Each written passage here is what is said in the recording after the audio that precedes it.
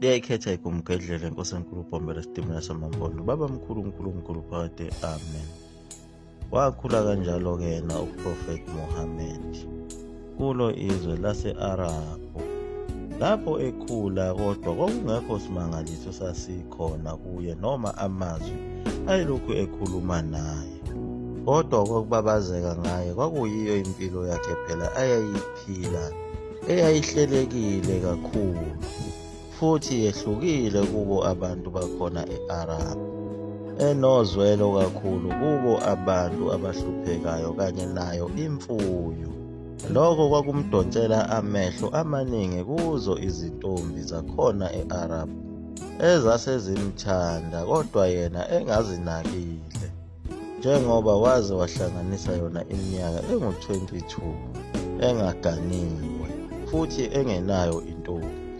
Into yayimbangela ukuthi kube lukhuni ukuthi ayithole phela nayo intombi ezophila le mpilo ayiphilayo, ingenxa yako ukuthi abantu abaningi bakhona e-Arabhu babekhonza zona phela izithixo, kanye nayo ingxenye eyayikhonza khona enkolweni yobuKristu.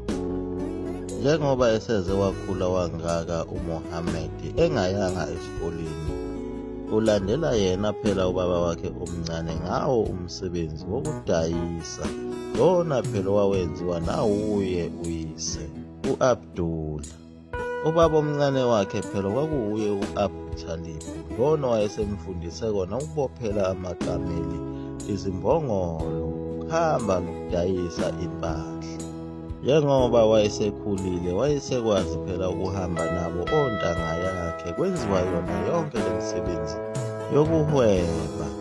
Njengoba wayesekhulile lo msebenzi wayesewazi njengoba ezazi ufundiswe uyena phela uyise omncane u-Abu Talib.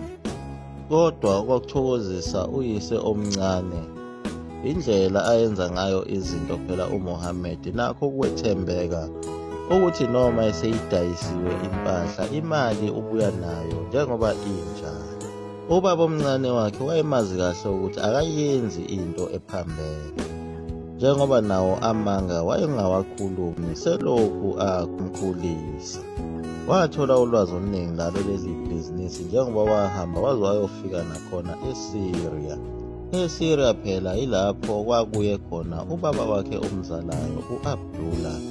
Lapho athi esebuya waba nenkinga yabo ukugula washona uMuhammad engakazali.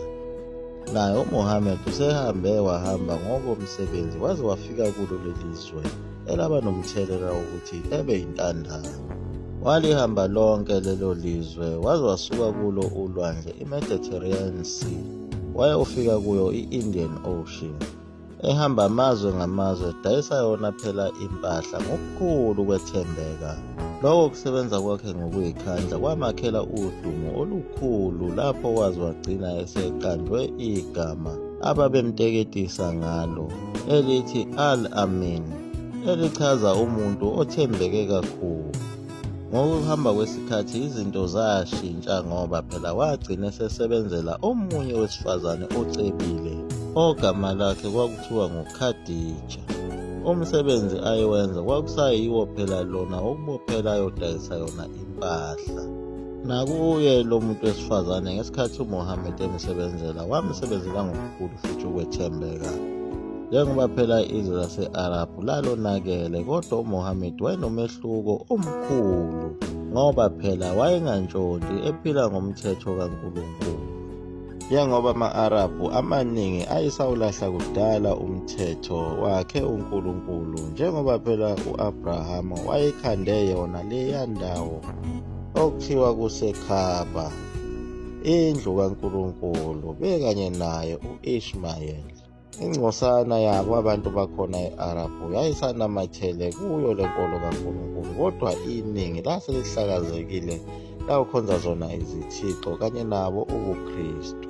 Le ndlela ayenza ngayo uMuhammad yawathatha kakhulu amehlo akhe lo muntu wesifazane okwakuthiwa nguKhadija, naye owayiphila impilo eqondile kakhulu engazikhonzi izithixo nakuyo inkolo yobuKristu, kodwa wayeziphilela impilo emsulwa enake zona ezamabhizinisi kakhulu.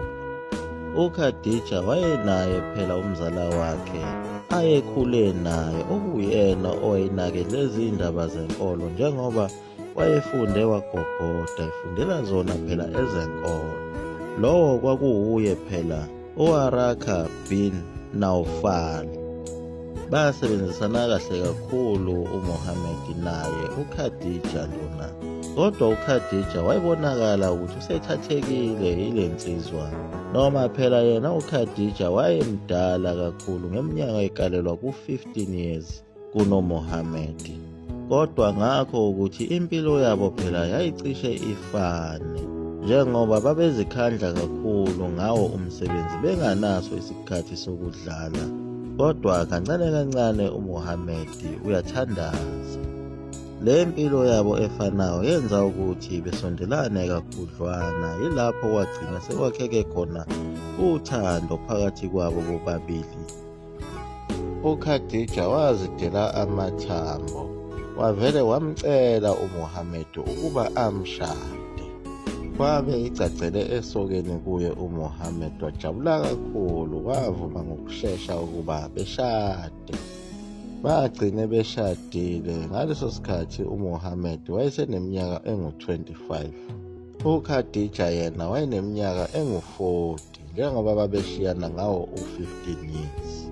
uKhadija wayechaze kakhulu phela ngaye uMuhammad njengoba wakuyinsizwa eyayinolimi oluhle kakhulu, futhi wayenza umsebenzi wokuthi ebe yinxusa lakhe uKhadija lapho kusuke kuyokwenziwa khona ibhizinisi lokuncenca futhi amakhastoma.